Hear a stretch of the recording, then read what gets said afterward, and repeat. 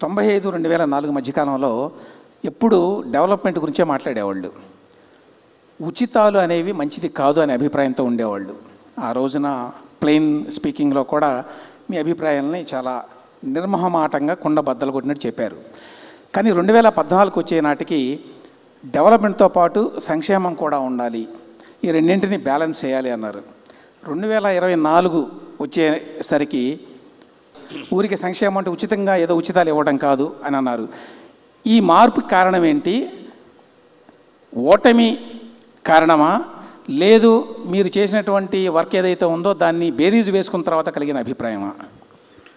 నేను ఒక ఎకనామిక్ స్టూడెంట్ని. ఈ దేశంలో గర్వంగా చెప్పగలిగేది 91లో ఆర్థిక సంస్కరణలు వస్తే 95లో సెకండ్ జనరేషన్ రిఫార్మ్ స్టార్ట్ చేసింది నేనే. బోల్డ్గా స్టార్ట్ చేశాను. ఈ దేశంలో చాలామంది ఆర్థిక సంస్కరణ గురించి మాట్లాడలేదు. కానీ ఆ రోజు నేను చెప్పి ఇక్కడ మాట్లాడమే కాదు, ఫస్ట్ టైం దావోస్కు కూడా వెళ్ళి మేము ప్రపంచంలో ఎవరికంటే తక్కువ కాదు, మా దేశానికి రండి, పెట్టుబడులు పెట్టమని ఆహ్వానించాను. ఇలాంటివన్నీ చేశాం.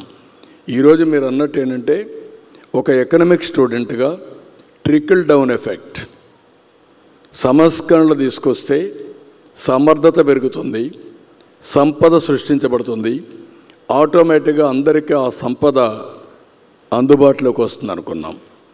ఈరోజు జరిగేది మీరు చూస్తే కాలక్రమేణా P3 పబ్లిక్ ప్రైవేట్ పార్ట్నర్షిప్. ఒకప్పుడు ఒక ప్రాజెక్టు 50 కోట్ల ప్రాజెక్ట్ అంటే గొప్ప ప్రాజెక్టు. ఈరోజు 1,00,000 కోట్ల రూపాయలు పెట్టుబడులు పెట్టే పరిస్థితికి వస్తారు. ఒక ప్రాజెక్టు, ఒక స్టీల్ ప్లాంట్, ఒక BPCL, ఒక NTPC గ్రీన్ హైడ్రోజన్, గూగుల్, ఇవన్నీ కూడా 1,000 కోట్ల రూపాయలు ఖర్చు పెట్టే పరిస్థితికి వస్తున్నారు. అయితే ఇక్కడ వచ్చింది ఏంటంటే PPPలో సంపద సృష్టిస్తున్నాం, ప్రజలకు వస్తువులు క్రియేట్ చేస్తున్నాం, సంపద సృష్టించిన వ్యక్తులకు ఆదాయం పెరుగుతూ ఉంది. ఎవరైతే లాస్ట్ మైల్లో ఉన్నారో వాళ్ళ జీవన ప్రమాణాలు పెరగడం లేదు. నేను అందుకే ఇటీవల కాలంలో ఒకప్పుడైతే నేను పాపులేషన్ కంట్రోల్ గురించి మాట్లాడాను. ఆ రోజు ఉండే పరిస్థితుల్లో నేను కూడా క్యారీ అయ్యాం, అది వాస్తవం కూడా. 10 సంవత్సరాల్లో జనాభా నియంత్రణ చేశాం. ఈరోజు మనది రీప్లేస్మెంట్ లెవెల్ 2.1. ప్రతి ఒక్క దంపతులు జీవితకాలంలో 2.1కి సంతానం ఇస్తే స్టేబుల్గా పాపులేషన్ ఉంటుంది.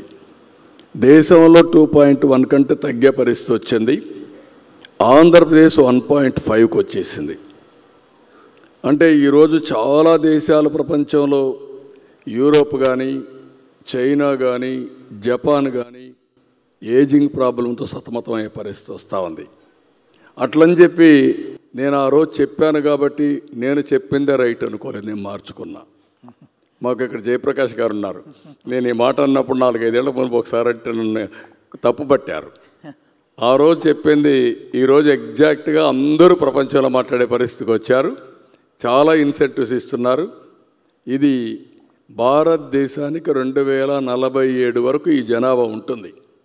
ఈరోజు 143 కోట్ల జనాభా, ఇంకా 20 కోట్లు పెరుగుతుంది. ఆ తర్వాత తగ్గతా వస్తుంది. చైనా అప్పటికి 100 కోట్లకు వస్తారు. కాబట్టి ఇవన్నీ చూసినప్పుడు ప్రజలే మన ఆస్తి.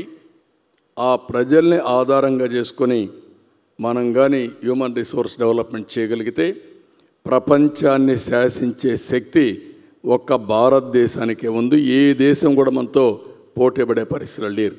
ఇది చెప్పినప్పుడు మీకు అందరికీ ఆశ్చర్యంగా ఉంటుంది, కానీ 20 ఏళ్ళు 30 ఏళ్ళు మీరు చూసి చెప్పండి, ఇది జరుగుతుంది. That is my concept, that is my firm conviction. Go through all these things. It is going to happen.